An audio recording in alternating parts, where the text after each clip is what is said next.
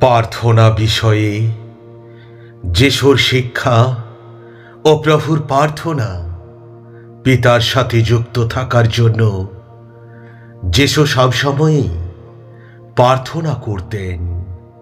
যে কোনো কাজ করার আগে, অতি ভোরে, গভীর রাতে, গেতসেমানি বাগানে ও মরুভূমিতে একাকী নির্জনে গিয়ে তিনি প্রার্থনা করেছেন।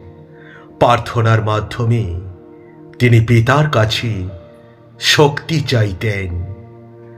তার শিষ্যদেরও তিনি সেই শিক্ষাই দিয়েছেন। যিশুর সাথে তার শিষ্যরা ছিলেন। যিশু তাদের নানা বিষয়ে উপদেশ দিয়েছিলেন, যেমন ধর্মকর্ম করা, দান করা, সরল পথে চলা এবং প্রার্থনা করা ইত্যাদি। যিশু তার শিষ্যদের বলেছিলেন, তোমরা যখন প্রার্থনা করো তখন ভণ্ডদের মতো করো না। তারা লোক দেখানো প্রার্থনা করে।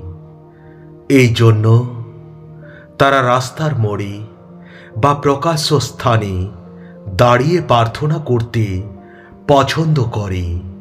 তাই তারা কিন্তু তাদের পুরস্কার পেয়েই গেছে।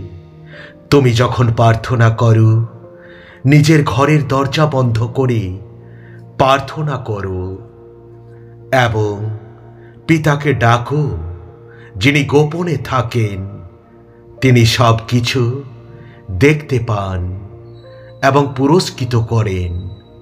যিশু সরল মনে, নীরবে এবং অন্তর থেকে প্রার্থনা করতে বলেছেন। অন্তর থেকে প্রার্থনা করলে ঈশ্বর প্রার্থনার উত্তর দেন।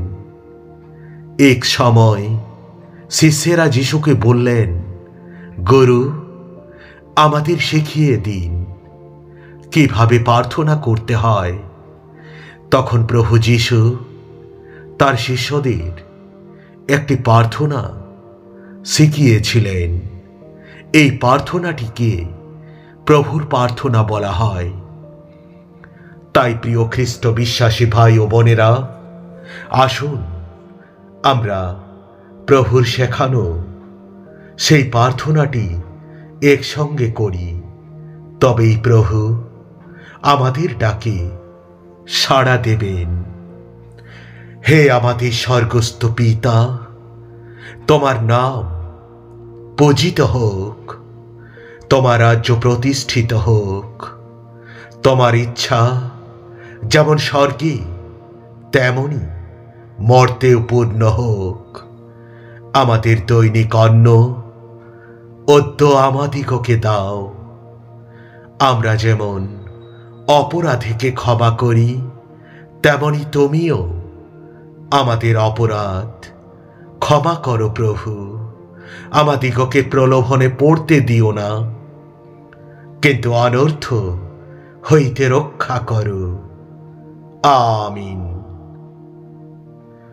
এখনো পর্যন্ত আমরা এই প্রভু যিশুর শেখানো প্রার্থনায় পিতাকে ডাকি এবং তার প্রশংসা করি।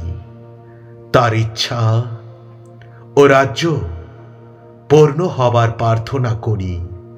এই প্রার্থনার মধ্য দিয়ে আমরা পিতার কাছে আমাদের দৈনিক খাবার চাই। আমরা যেমনভাবে অন্যের দোষ ক্ষমা করি, সেইভাবে নিজের জন্য ক্ষমা প্রার্থনা করি। হে স্বর্গীয় পিতা, আমাদের সমস্ত পাপ ও অমঙ্গল থেকে রক্ষা করুন। আমিন, আমিন।